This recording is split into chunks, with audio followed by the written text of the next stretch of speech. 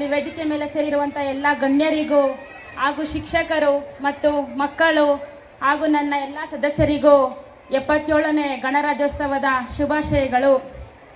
ಇಂದು ನಾವೆಲ್ಲರೂ ಗಣರಾಜ್ಯೋತ್ಸವವನ್ನು ಆಚರಿಸುತ್ತಿದ್ದೇವೆ. ಹಾಗಾಗಿ ನಾನು ಗಣರಾಜ್ಯೋತ್ಸವ ಹಾಗೂ ಅದರ ಮಹತ್ವದ ಬಗ್ಗೆ ಒಂದೆರಡು ಮಾತನಾಡಲು ಬಯಸುತ್ತೇನೆ.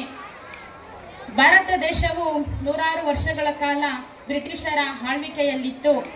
ನಂತರ 1947 ಆಗಸ್ಟ್ 15ರಂದು ನಮಗೆ ಸ್ವತಂತ್ರ ಸಿಕ್ಕಿತು.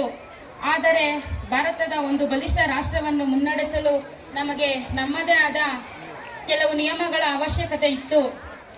ಆದ್ದರಿಂದ ನಮ್ಮ ದೇಶದ ಪ್ರಮುಖ ನಾಯಕರು ರೂಪಿಸಿದ್ದೇ ಭಾರತದ ಸಂವಿಧಾನ. ಭಾರತ ಸಂವಿಧಾನವು ಜನವರಿ 26, 1950ರಂದು ಜಾರಿಗೆ ಬಂದಿತು. ಭಾರತ ಸಂವಿಧಾನವು ಜಾರಿಗೆ ಬಂದ ಕಾರಣದಿಂದಲೇ ದೇಶದ ಪ್ರತಿಯೊಬ್ಬ ಪ್ರಜೆಗೂ ಮೂಲಭೂತ ಹಕ್ಕುಗಳು, ಸಮಾನ ಶಿಕ್ಷಣ ಹಾಗೂ ಧಾರ್ಮಿಕ ಹಕ್ಕುಗಳು ಇವೆಲ್ಲವೂ ಸಹ ಸಿಕ್ಕಿದ್ದು, ಭಾರತ ಸಂವಿಧಾನ ಸಿಕ್ಕಿದ್ದು ಇದು ನಮ್ಮೆಲ್ಲರ ಕರ್ತವ್ಯದಿಂದ ನಾವು ಮುಂದೆ ತರಬೇಕು ಅಂತ ನಾನು ನಿಮ್ಮ ಮಕ್ಕಳ ಹತ್ರ ಕೇಳ್ಕೊತಾ ಇದ್ದೀನಿ. ನಮ್ಮ ನಾಯಕರು ರೂಪಿಸಿದ ಭಾರತ ಸಂವಿಧಾನವು ನಮ್ಮೆಲ್ಲರ ಪ್ರಮುಖ ಹಕ್ಕುಗಳಲ್ಲಿ ಒಂದಾಗಿದೆ. ಭಾರತ ಸಂವಿಧಾನ ಎಂದರೆ ಕೇವಲ ಅದು ಪುಸ್ತಕವಲ್ಲ, ನಮ್ಮೆಲ್ಲರ ಬದುಕಿನ ದಾರಿ.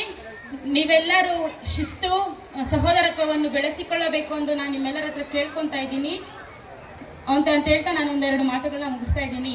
ಜೈ ಹಿಂದ್, ಜೈ ಭಾರತ್ ಮಾತೆ.